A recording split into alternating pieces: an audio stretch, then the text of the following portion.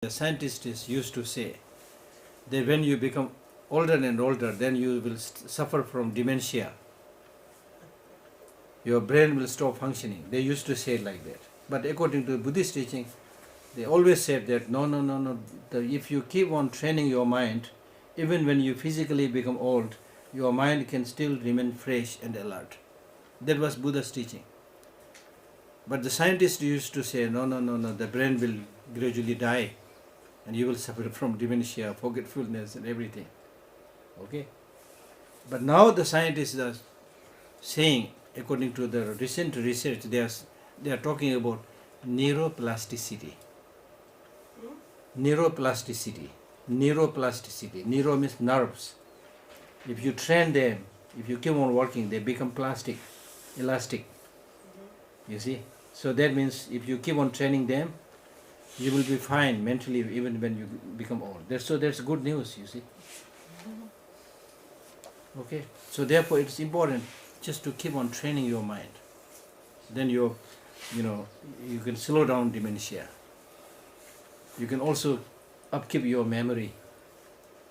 But if you don't exercise, don't give task to the brain, then there will be road blockage. You see, just like in the forest, if there is a very tiny road, if we don't keep on walking that road or cleaning that road, then after some time it will be covered by leaves and branches and twigs and dirt, so that we'll not find our way next time. But if you keep on walking, then the road remains clear.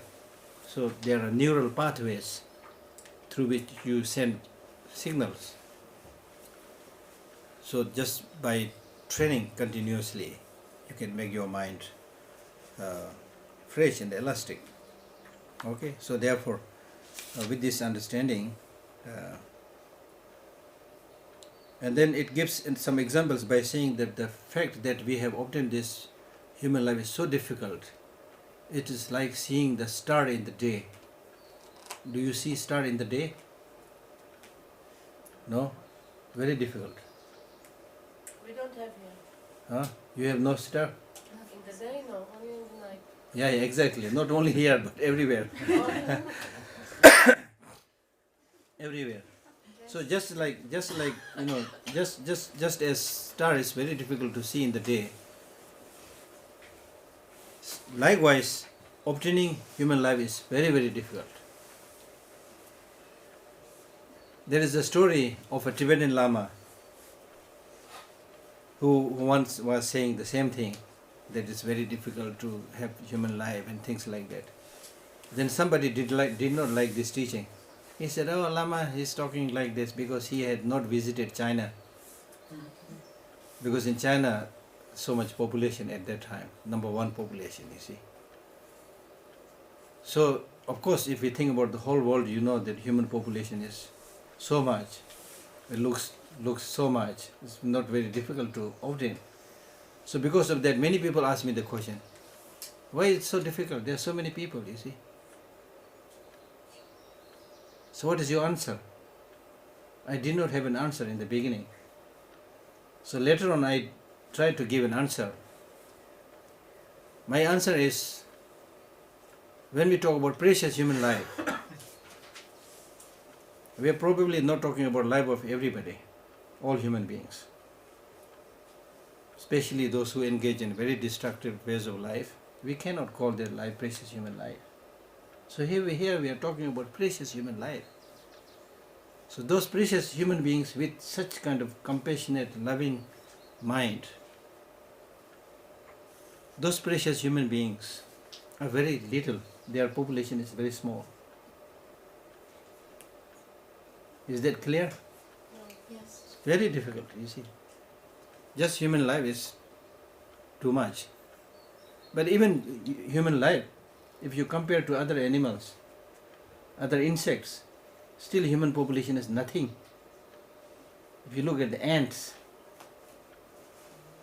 countless, or birds or many other,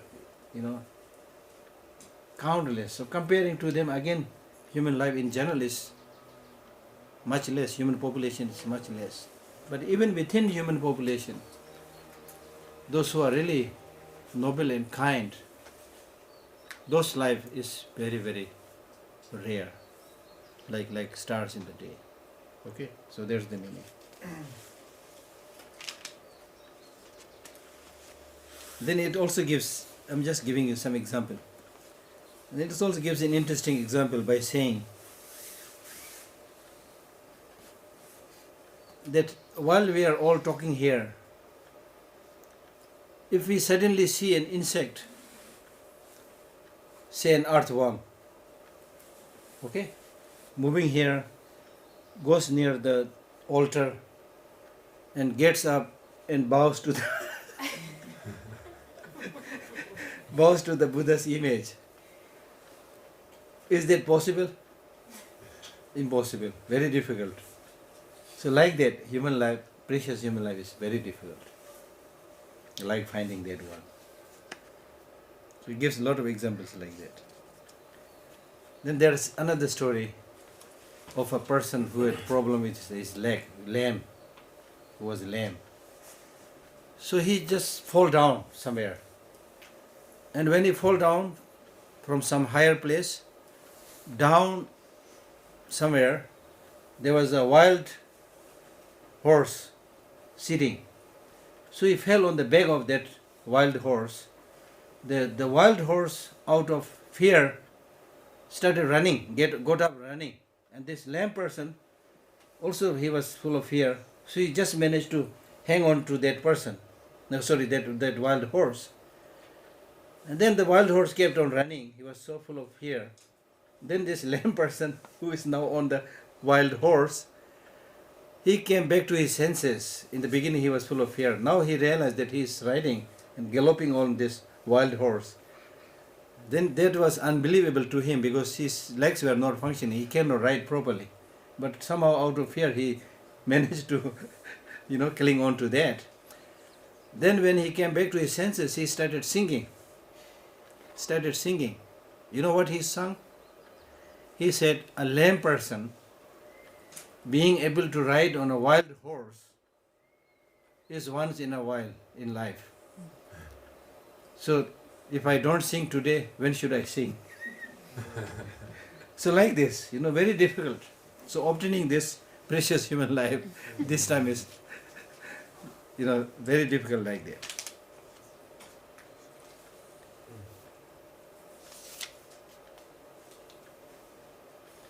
Then, having obtained such a precious human life, the text is saying that do not indulge in wrong ways of life, which is not fit for a human being. As I said, there are areas which animals can do better than the human beings. So don't be proud if you are able to do many things which even animals can do. So don't waste your time on those things. That is what the text is saying. For example, it gives an example. There are a lot of examples, but one example is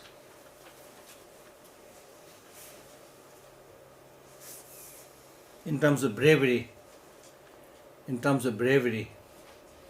We wage a war and think, you get heroes welcome, we think we are brave.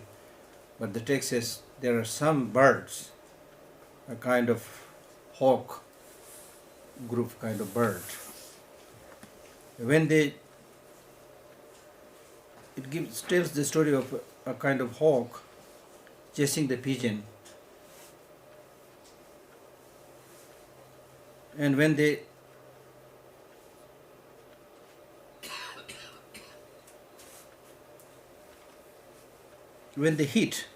try to hit the hawk tries to hit the pigeon. When they are unable to hit the pigeon, instead, when they hit on some rock or something, they're so powerful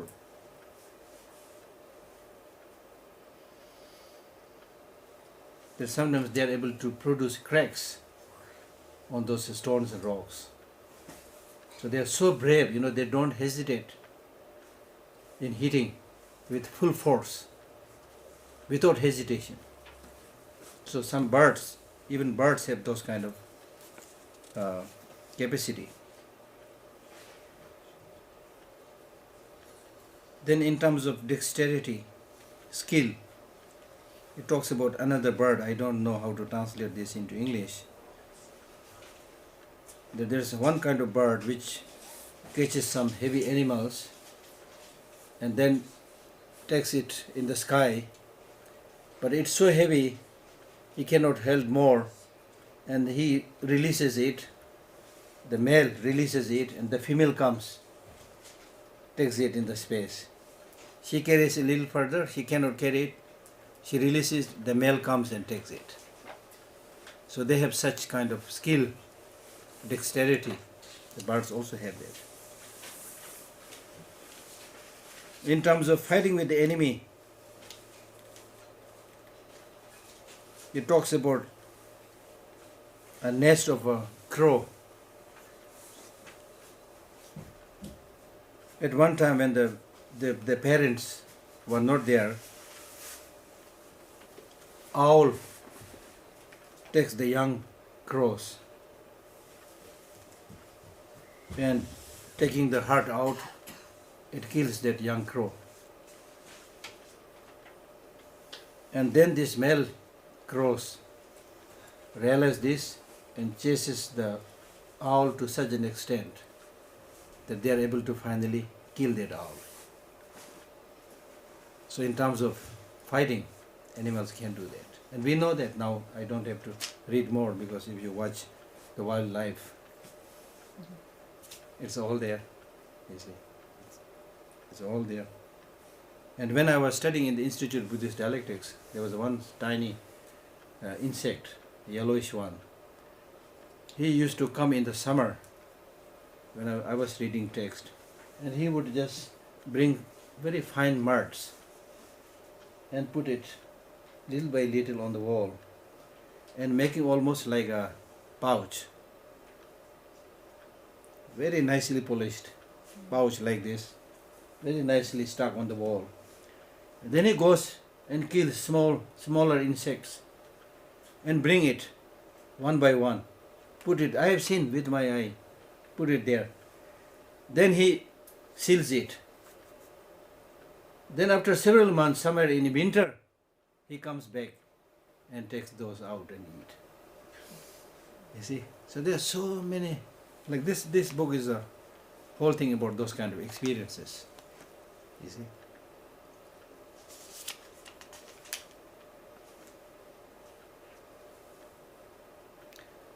So therefore, the first preliminary is remembering the preciousness of human life. The second preliminary is remembering impermanence. Although human life is very, very precious, but how long are we going to live? There is the challenge. And the Buddhist teaching says, and which we will all agree, that death is definite.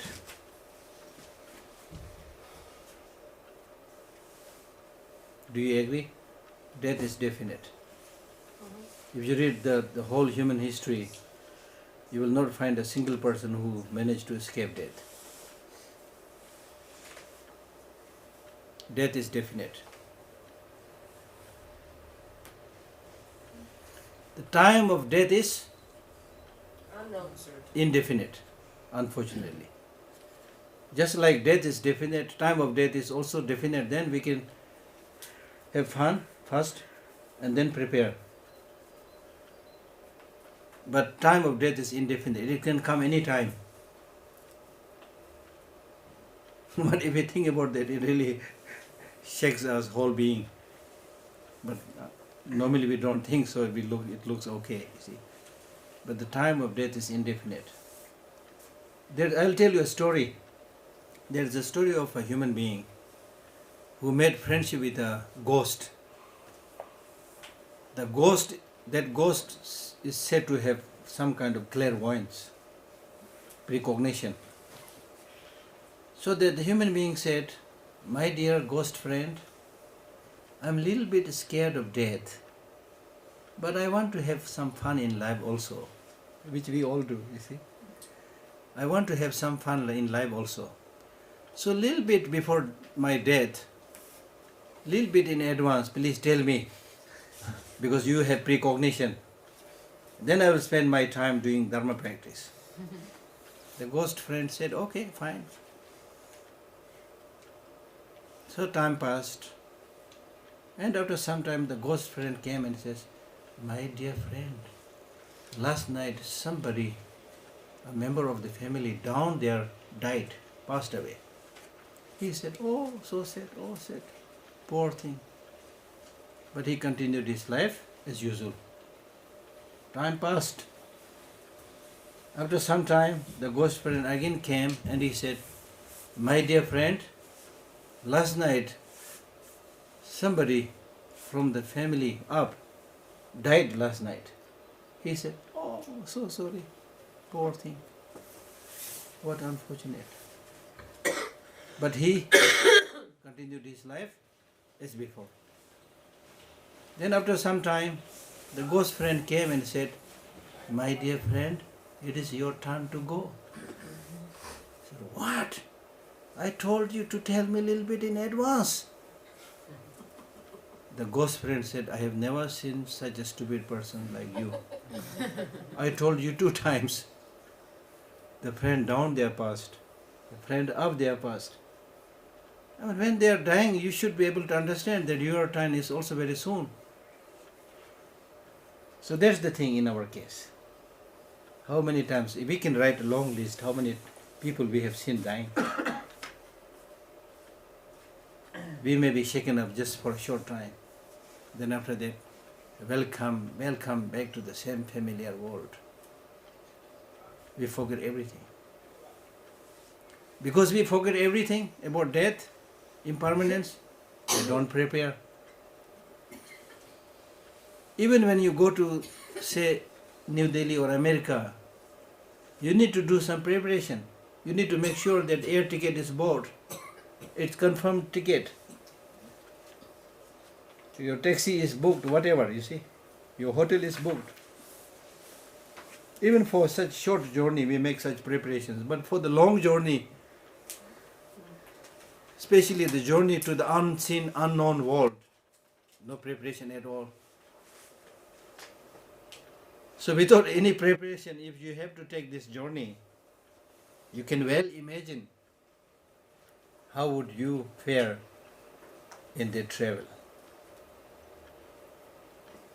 So therefore, these spiritual practices are not only for peace and happiness in this life, but more importantly, preparation for many lives to come. Successful journey for many lives to come. As we already said, death is definite. Time of death is indefinite. And third thing is that at the time of death, the only thing that will help you is spiritual practice, dharma practice, nothing else.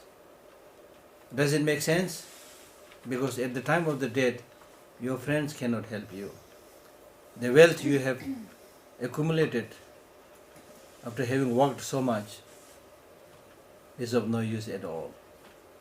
It could even disturb your mind. You might even start regretting, oh, I have worked so much, but now I can't use it, you see. Your mind may develop more attachment to those possessions and belongings. You see. So the one thing that will help you at that time is if you had made your mind habituated with the spiritual practices. Because those habits of mind will go with you wherever you go. Yesterday I gave you the example of being violent in the day and a habit is formed of the mind and you experience that same fight in the night. So similarly, that habit, forming the habit, is very, very important. That's why we talk so much about meditation. You meditated this morning. Meditation. Meditation is not just sitting in a corner with certain physical postures. Meditation means making your mind habituated with positive ways of life. That's meditation. Meditation is done by the mind getting habituated with love, habituated with compassion, habituated with wisdom, that's real meditation. Real meditation. Because as I told you earlier, you are controlled by your mind. Your mind is predominantly controlled by negative emotions. Therefore we are suffering. Therefore we are having problems. So meditation means meditating on positive virtuous qualities. It's very clear. We don't need our mind to meditate on negative emotions like anger, because in those areas we are already expert. We are highly advanced practitioners in negative emotions. So, but not in the virtuous practices. So meditating means getting habituated, making your mind compassionate, making your mind loving, making your mind full of wisdom. That's called meditation. It's not just closing your eye. Meditation is not just feel-good practice. Many people today in the busy modern world, they work, as I said, forgive me using the bad word, work like a donkey in the whole day. Then in the end of the day go to a Dharma center. There are many Dharma centers now in the world. So they go to a meditation center, retreat center, Dharma center, and then sit there. And then they fall asleep or half sleep. Then after they wake up from that sleep, they say, wow, the meditation was so good. You're not at all doing any meditation. But you felt good because you have been working like a donkey the whole day, you are tired, and you took some rest, so you thought it is good. But that's not meditation. That's not meditation. Many people are doing that. I am not jealous about that. It's good, they are getting some benefit. Even if they are able to take rest, that is good. But that's not the real meditation. Real meditation, even if you talk about this word concentration, if you suddenly find this house on fire, what will you do? Will you concentrate or not? Will you concentrate? Or will you say, oh, there is fire, let me finish my tea? Will you say something like that? Yesterday when we were driving on the road, we saw one car burning on the road, fire. So on such a situation, for example, if your head is on fire, what will you do? You will concentrate and immediately douse the fire. Nobody will say, oh, let the head get fire, I need to finish my cup of coffee. No, nobody will say like that, you see. So when there is difficulty, when there is problem, concentrations come automatically. But normally we don't see the problem, we don't see the risk, we don't see the danger, we don't have the Dharma knowledge. We don't know how destructive ignorance is. We don't know how destructive anger is. We don't know how the death is soon coming. So we never think about the travel, we think about living. So therefore, if you live, you need so much. Oh, I need a better car. This car is worn out, I need a better car. Oh, this house is not good, I need a better house. You spend whole your life working like a donkey, not preparing for the long journey. Not preparing for the long journey.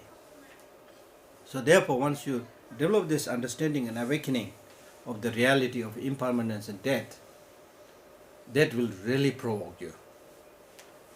That will really activate you to do things. Because things are impermanent, you are not sure how long you are going to get time. So do it. Do the good thing right now, as soon as possible. So that when the time comes, you are prepared. When the time comes, you have nothing to regret or repent or hang over, you see. It's very important. And then also you have the realization that it's difficult to get this precious human life again and again. So that also is another reason to pay more attention to your practice. So therefore, remember this one. Therefore, the first teaching that the Buddha gave was on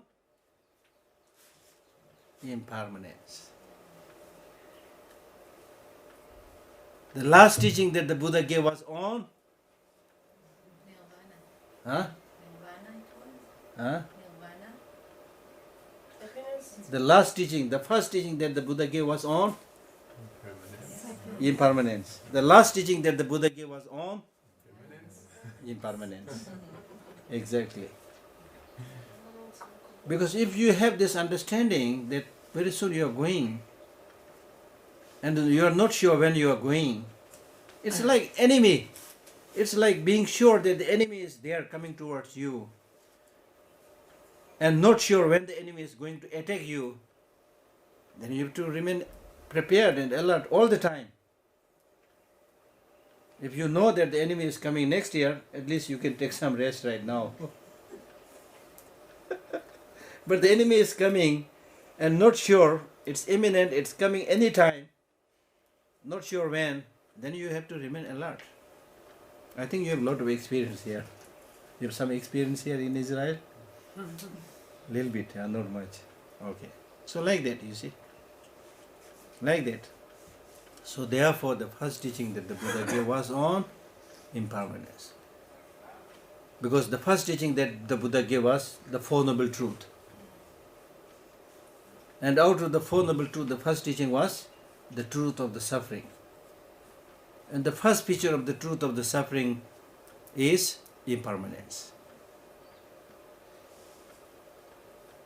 If everything is impermanent, if you read the Bodhisattva way of life, it says, how could one develop so much attachment to one? How could one who is impermanent can develop so much attachment to one who is impermanent? How could one who is impermanent hate somebody who is impermanent? Beautiful teachings, profound teachings, you see. And I had given you the example of the three criminals. Remember that. And the last teaching that the Buddha gave was also impermanent. He called his monks around. See, then he said, okay, now I am also going, passing away. So look carefully about the body of the Buddha. He took his clothes out and said, look carefully. Even this body of the Buddha is going to disintegrate. That was the teaching, you see. That was the teaching. Because much of the problem that we get is, as I said earlier, grasping, seeing things as independent, absolute source of peace, absolute source of happiness. I am absolute. I am going to, especially when you get angry, how dare you say these things to me? Me, who is existing from here independently. And with this false idea, false notion, you don't hesitate to jump in front of a gun and get killed. You see? You call it courage, no? You call it brave person. You see? And even this notion of brave person is misleading. Because if you kill one person in the city here now, you will be called a murderer. But if you kill hundreds and thousands in the battlefield, you are called a hero. I'm confused. Exactly, yeah. I'm just confused. That's Yeah, it. because this lunchtime, you should get confused. What? Lunchtime, this is lunchtime. Ah, that's why. Yeah, that's why you get, I'm joking. Yeah, so what is your question?